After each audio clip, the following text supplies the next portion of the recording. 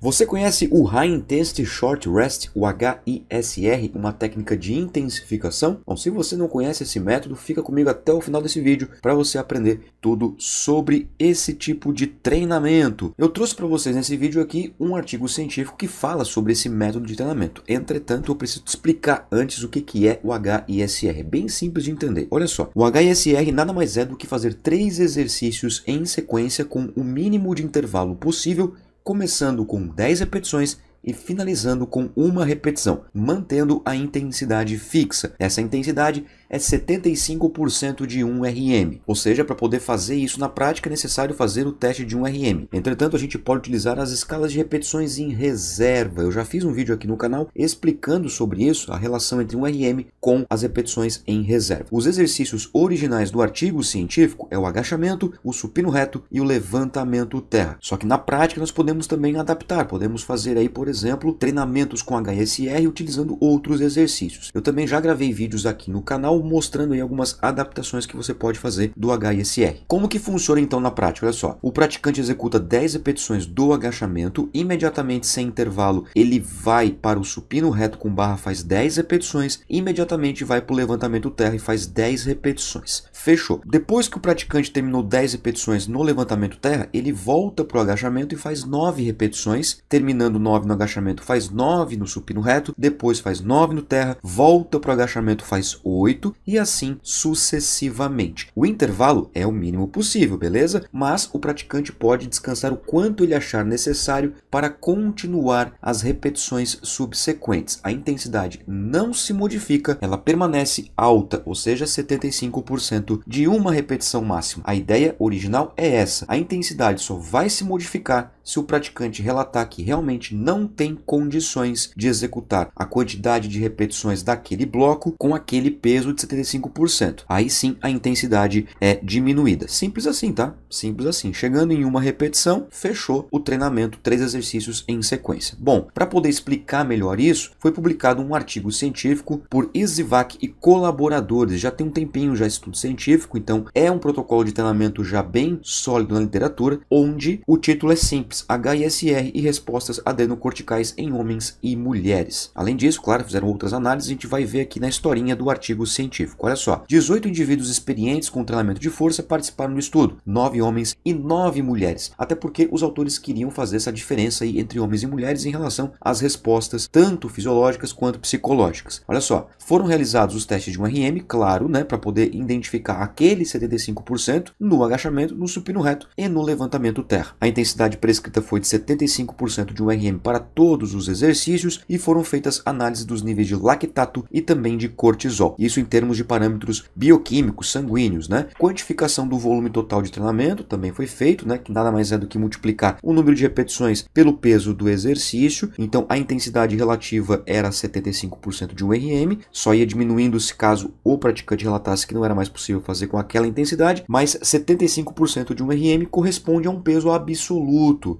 Então 75% de 1 RM no agachamento para você que está me assistindo é uma coisa. Para mim que estou gravando aqui para você é outra coisa, mas é o mesmo 75%. O volume total de treinamento preconiza multiplicar as séries, repetições, pelo peso do exercício e não pelo percentual de 1 RM neste caso aqui, ok? Que mais? Monitoramento da intensidade relativa, batimento cardíaco e também da percepção subjetiva de esforço durante toda a sessão. Então o que os autores foram fazendo? Será que os praticantes conseguiam manter esse 75% de 1 RM? Pois é, vamos ver daqui a pouquinho, né? O batimento cardíaco, né? Simplesmente a partir de um frequencímetro, percepção subjetiva de esforço com uma escala de Borg durante toda a sessão de treinamento. Olha que legal aqui, ó, que eu estava inclusive falando para vocês, ó, a intensidade relativa. Todos eles começaram com 75%, né? Sejam homens, sejam mulheres. Os círculos branquinhos são as mulheres e esses losangos escuros são os homens. Começaram lá com 75%, não é verdade? Na segunda série já caiu ali para uns 74 provavelmente, né? Então teve que ter uma reduçãozinha de peso para a segunda série. O que aconteceu aqui na prática? Um homem, por exemplo, ou uma mulher, tanto faz, passou por 10 repetições no agachamento, 10 no terra, 10 no supino, e aí quando voltou para o agachamento disse o seguinte, ó, não, vai ter que reduzir um pouquinho porque senão não vou conseguir fazer 9 com aquele peso ali. Então teve uma redução, isso claro refletiu numa queda no percentual de 1 RM. Só que da primeira para a segunda batida, né, 10 para 9, não teve diferença estatística. Só foi ter diferença essa estatística aqui a partir da terceira série. Veja como caiu bem, né? Ali para 72% de um RM na terceira série, algo ali em torno de 70% na quarta série, 69% na quinta série e assim sucessivamente, terminando ali em valores próximos a 68% de um RM na oitava, nona e décima série. Isso mostra o quê? Mostra perda de desempenho, né? Como não tem intervalo, ou o intervalo era o mínimo suficiente, inclusive os pesquisadores tinham que manter, né, aquela energia toda para os praticantes continuarem fazendo o treinamento para não descansar muito, né? É óbvio que essa queda de desempenho ia acontecer, mas mesmo assim a perda de desempenho foi em torno ali de 9% de 1RM. Essa imagem também aqui é bem legal porque os autores coletaram lactato sanguíneo, né, que está vinculado indiretamente com a acidez metabólica e vinculado diretamente com os processos de glicólise anaeróbia, ou seja, a quebra de glicose como fonte de combustível. A acidez metabólica advinda dos íons de hidrogênio e o lactato ele pode ser mensurado no sangue. Nesse caso aqui a gente consegue ver que imediatamente após o treinamento, o que aconteceu? Tanto homens quanto mulheres tiveram aí um aumento do lactato sanguíneo, sendo mais expressivo nos homens do que nas mulheres. O que é muito fácil de entender isso aqui, porque o peso absoluto, como o homem, num contexto geral, ele move mais peso absoluto, as intensidades em termos de peso são maiores, isso vai causar aí uma maior demanda energética também. Isso aconteceu 15 minutos depois também do treinamento, tanto diferenças nos níveis de lactato em relação ao começo do treinamento e também as diferenças entre homens e mulheres. Mas olha só, uma hora depois teve aí uma igualdade entre homens e mulheres, então tanto faz, homem ou mulher, teve aumento de lactato comparado ao pré-treino, né? Só que não foi diferente entre os sexos. Isso significa dizer que até uma hora depois, tanto homens quanto mulheres tiveram seus níveis de lactato acentuados comparados ao repouso. Olha só o estresse metabólico, né? Isso mostra justamente o quê? Que o HISR é, sim, um método intensificador do ponto de vista metabólico. Um dia depois, 24 horas depois, os níveis de lactato já retornaram aos níveis basais. Agora vamos observar aqui os níveis de cortisol. Olha só isso aqui, que legal também, né, pessoal? Comparado aos valores pré-treino, homens e mulheres aumentaram seus níveis de cortisol imediatamente após o treinamento, 15 minutos após o treino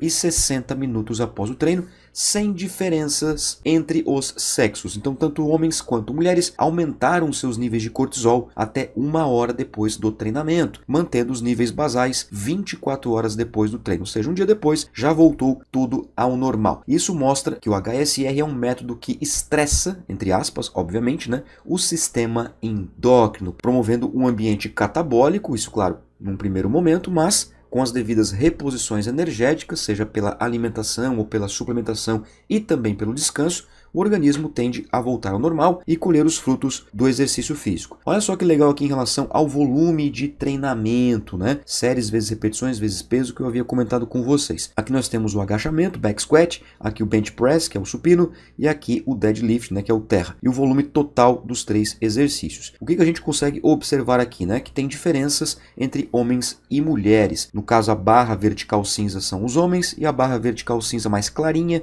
são as mulheres. As mulheres moveram menos peso do que os homens. Claro, normal, né? Um supino de um homem é diferente do supino de uma mulher. Tranquilo, isso é fácil de entender. Isso serve para o supino reto com barra e também para o deadlift. Em relação ao volume total de treinamento, as mulheres também moveram menos do que os homens. Na média, os homens conseguiram mover 14,384 mil quilos. Isso somando os 3 exercícios. Na média, tá?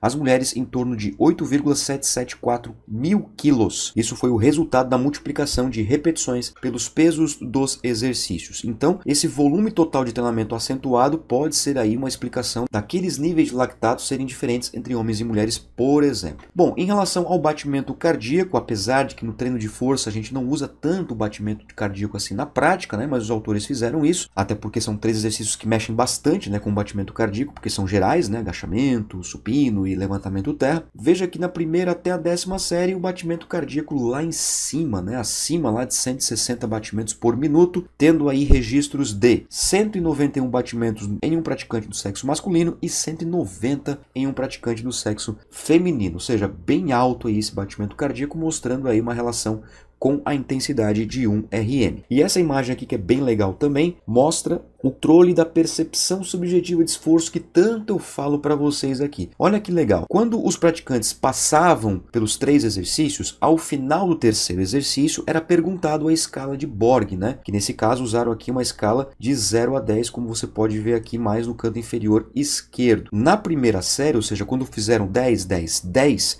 eles relataram ali, tanto homens quanto mulheres, algo entre 5 e 6, algo entre difícil, mais ou menos isso. Depois, na segunda série, já subiu lá para 8, muito difícil, tá vendo aqui, ó? Isso na média, né, pessoal? E depois ficaram nisso aí, ó, 9, 9, 9, 8, 9, 8, 9, 8, e só caiu quando chegou naquelas séries onde eram 2 repetições e 1 repetição. Ou seja, quando foram feitas de 9 repetições até 3 repetições, os praticantes relataram percepção subjetiva de esforço lá em muito difícil, sendo estatisticamente diferente dos valores da primeira série, da 9ª série e da 10ª série, ou seja, quando eles fizeram 10 repetições, 2 repetições e 1 repetição. Aqui é muito fácil de entender, porque era começo de treino, né, pessoal? Então eles fizeram 3 exercícios ali em sequência, 10, 10, 10, por mais que relatassem difícil, mas não foi aquela coisa extremamente difícil, porque estava começando. Agora, a dificuldade realmente é aqui em 9, 8, 7 também é difícil. Depois, quando chega aqui em 6, começa a dar uma aliviadinha. Na prática, a gente vê isso mesmo de fato. Agora vamos a algumas informações chaves aqui que eu trouxe para vocês, para a gente encerrar aqui esse vídeo. Olha só, 4 homens e 7 mulheres foram capazes de completar o protocolo a 70% de 1 RM na média dos 3 exercícios.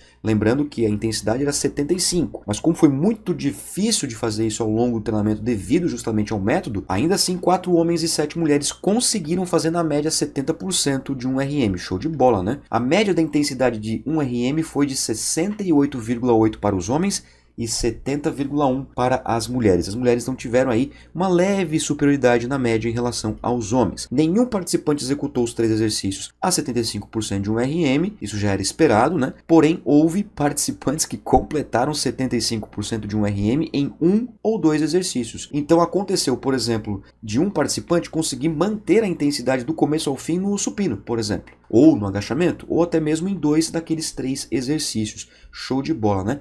Na média, as mulheres completaram o protocolo em 34 minutos e os homens em 39 minutos. Na média, tá, pessoal? Isso na média. Teve pessoas que demoraram mais, tem pessoas que demoraram menos. E eu trouxe uma informação bem bacana, olha só. Uma mulher completou o HSR em 21 minutos e 17 segundos, enquanto que um homem completou em 21 minutos e 34 segundos. Mostrando que esse tipo de método é time efficient, que significa eficiência de tempo. Eu já gravei vídeos aqui também sobre este tema, musculação time efficient. Vou deixar para vocês no card e também na descrição para vocês acompanharem. Então o HSR é um método excelente que você pode executar em pouquíssimos minutos, que já pode trazer um estresse metabólico e endócrino, tanto para você, se você quiser, né, praticar esse método, quanto para o seu aluno também. Agora, se você quer aprender mais sobre o HSR, periodização do HSR e também muitos outros métodos de treinamento, além de periodização, avaliação, fisiologia do exercício, entre tantos outros conteúdos, o que eu vou te sugerir é a minha plataforma de cursos, a MP Science, que nesse momento já estamos com mais de 60 cursos que somam mais de 110 horas de conteúdo, todos eles com especialistas, mestres e doutores. É um plano de assinatura, você paga por mês, não tem taxa de matrícula, não tem taxa de cancelamento, não tem taxa de certificado. Todos os nossos cursos são certificados, que são válidos